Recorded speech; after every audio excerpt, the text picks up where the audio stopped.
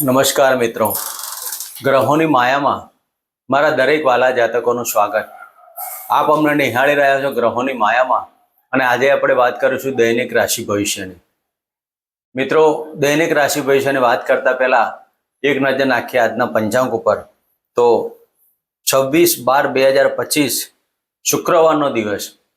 મિત્રો, દુર્ગા માતાની આરાધના ઉપાસના કરી અને દિવસની શરૂઆત કરે વિક્રમ સંવત 2082 ઈસવીસન 2025 પોષ માસ શુક્લ પક્ષ ષષ્ઠી તિથિ સિદ્ધિ યોગ તૈતુલ કરણ અને સતપિશા નક્ષત્ર.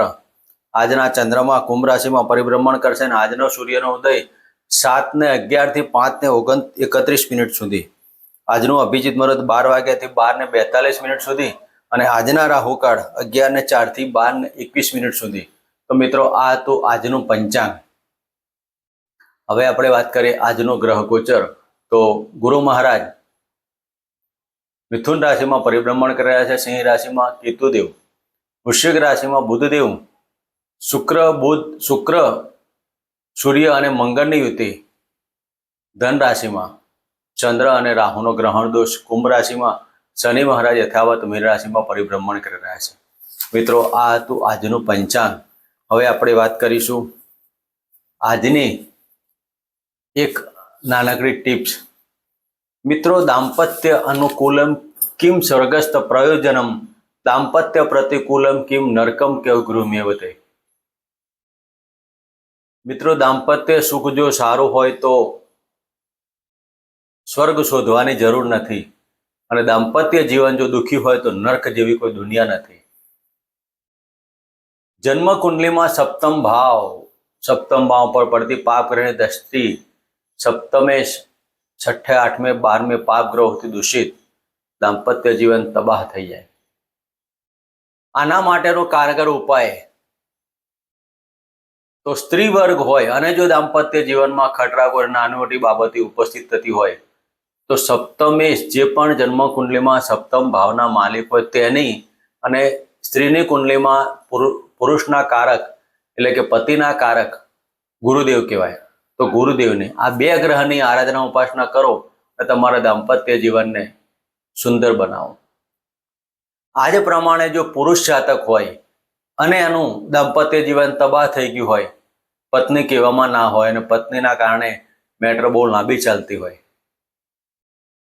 તો એમની જન્મ કુંડલી પ્રમાણે સપ્તમ ભાવના જે માલિક થતા હોય તે તમારી જન્મ કુંડલીના આધારે અને પુરુષની કુંડલીમાં સ્ત્રીના કારક એટલે કે શુક્રદેવ, તો શુક્રદેવની આરાધના ઉપાસના કરી અને તમારા દાંપત્યનો સુખ શાંતિની સમૃદ્ધિ પ્રાપ્ત કરાય. મિત્રો, આ નાનકડી ટ્રીપ છે, પણ સ્વર્ગ કરતા અને નર્ક કરતા વાર ન લાગે. દરેક સિદ્ધ પુરુષની પાછળ સ્ત્રીનો હાથ હોય છે, પણ જો સ્ત્રી અવરી પડે તો તબાહ થઈ જાય છે. તો મિત્રો, આ બે ગ્રહની આરાધના ઉપાસના કરી અને તમારા જીવનમાં સુખ શાંતિની સમૃદ્ધિ કરો. આપની જન્મ કુંડલી અમને બતાવવા માટે અમારા કોન્ટેક્ટ નંબર ઉપર કોન્ટેક્ટ કરી આપ અમને આપની જન્મ કુંડલી બતાવી અને દરેક પ્રશ્નના નિરાકરણ લઈ શકો છો. મિત્રો, અમારા વોટ્સએપ ઉપર પણ આપ અમારે જાણ કરી અને આપના જીવનમાં પડતી મુશ્કેલીઓનું નિરાકરણ મેળવી શકો છો. મિત્રો, હવે આપણે વાત કરીશું આજનું દૈનિક રાશિ પરિવર્તનમાં. પહેલી રાશિ આજની મેષ રાશિ, અને મેષ રાશિના જાતકોને એકાદશ ભાવમાં પરિભ્રમણ કરતા આ ચંદ્રદેવ. મિત્રો, આજના દિવસમાં મેષ રાશિના જાતકોએ પ્રવાસ ટાળવો. લાભની બાબતોમાં આકસ્મિક ધનલાભના યોગો કહી શકાય. સામે ઇન્કમ આવે પણ ખલીને ઇન્કમ જાય એટલે ખર્ચ પણ એટલા પ્રમાણમાં રહેવાનો. તો આજના દિવસમાં મેષ રાશિના જાતકોએ ગણપતિની આરાધના ઉપાસના કરી અને દિવસની શરૂઆત કરી શકાય. મિત્રો, વાત કરીશું વૃષભ રાશિની. વૃષભ રાશિના જાતકોને દશમ સ્થાને પરિભ્રમણ કરતા આ ચંદ્રદેવ. મિત્રો, આજના દિવસમાં સરકારી બાબતોમાં તમારે કાળજી લેવાની. કોઈ પણ પ્રકારના સરકારી દસ્તાવેજો કે સરકારી કાર્યમાં જવું હોય તો દરેક બાબતોની ચકાસણી કર્યા પછી તમારે હસ્તાક્ષર કરવા. વૃષભ રાશિના જાતકોએ આજે સત્તામાં પરિવર્તનના યોગો કહી શકાય. પ્રવાસની અંદર નાની મોટી મુશ્કેલી ઊભી થાય, પિતાની તબિયતની કાળજી લેવી અને આજના દિવસમાં વૃષભ રાશિના જાતકોએ શિવજીની આરાધના ઉપાસના કરી ગાયને લીલો ઘાસચારો આપીને દિવસની શરૂઆત કરાય. મિત્રો વાત કરીશું મિથુન રાશિની. મિથુન રાશિના જાતકોને ભાગ્યસ્થાને પરિભ્રમણ કરતા આ ચંદ્રદેવ. મિત્રો આજના દિવસમાં મિથુન રાશિના જાતકોને આકસ્મિક ભાગ્યનો ચમકારો થવાથી દિવસમાં આનંદિતતા ઊભી થઈ છે. આર્થિક પાસું મજબૂત, બેંકમાં બેલેન્સ વધવાથી આજનો દિવસ સફળતાવાળો બની રહે. મિથુન રાશિના જાતકોએ આજના દિવસમાં વાણી પર સંયમ રાખવો અને આજના દિવસમાં રાજકીય ક્ષેત્ર અને સરકારી ક્ષેત્રે જોડાયેલા જાતકોએ ઉપલા અધિકારીઓ સાથે વાદ વિવાદ નહીં કરવા. તો આજે મિથુન રાશિના જાતકોએ સિઝનેબલ ફ્રૂટ લાવી નાના બાળકોને વિતરણ કરવાથી આજનો દિવસ સુખ શાંતિવાળો મેળવી શકાય. મિત્રો વાત કરીશું કર્ક રાશિની. કર્ક રાશિના જાતકોને છઠ્ઠા સ્થાને પરિભ્રમણ કરતા, અષ્ટમ સ્થાને પરિભ્રમણ કરતા આ ચંદ્રદેવ, મિત્રો કર્ક રાશિના જાતકોને અષ્ટમ સ્થાને પરિભ્રમણ કરતા ચંદ્રદેવ લગ્નના માલિક થઈને અષ્ટમ સ્થાને પરિભ્રમણ કરતા હોય. થાઇરોઇડ, ડાયાબિટીસ ને વાયરલ ઇન્ફેક્શનથી આજે સાચો. વાહન ચલાવો તો જોઈ વિચારીને ચલો, પડવા વાગવાના યોગની અકસ્માતની બાબતો રહેલી છે. આજના દિવસમાં પતિ પત્નીની બાબતોમાં પણ નાની મોટી બાબતો ઉપસ્થિત થાય તો મન ઉપર કંટ્રોલ લેવા. કર્ક રાશિના જાતકો આજે શિવજીના મંદિરે એક લોટો જળ અર્પણ કરી ચંદનથી અભિષેક કરીને મહામૃત્યુંજય મંત્રના જાપ કરવા. મિત્રો વાત કરીશું સિંહ રાશિની. સિંહ રાશિના જાતકોને સપ્તમ સ્થાને પરિભ્રમણ કરતા ચંદ્રદેવ. મિત્રો આજના દિવસમાં પતિ પત્નીની બાબતોમાં નાની મોટી બાબતો ઉપસ્થિત થશે. એકંદરે આપના ઉપર હઠાગ્રતા અને જિદ્દી સ્વભાવના કારણે દરેક પ્રશ્નો ઉપસ્થિત થવાનો. પાર્ટનરશિપના ધંધાની અંદર કોમ્પ્રોમાઇઝનો સ્ટેજ રાખવો. નાની મોટી બાબતો ધંધામાં ચડાવ ઉતાર રહ્યા કરશે. આજના દિવસમાં સિંહ રાશિના જાતકોએ પરિવારના સભ્યો સાથે હળી મળીને રહેવાની બાબતોમાં તમારો દિવસ પસાર થશે. આજના દિવસમાં સિંહ રાશિના જાતકોએ ગાયત્રી મંત્રની એક માળા કરીને દિવસ પસાર કરો. મિત્રો વાત કરીશું કન્યા રાશિની. કન્યા રાશિના જાતકોને છઠ્ઠા સ્થાને પરિભ્રમણ કરતા આ ચંદ્રદેવ.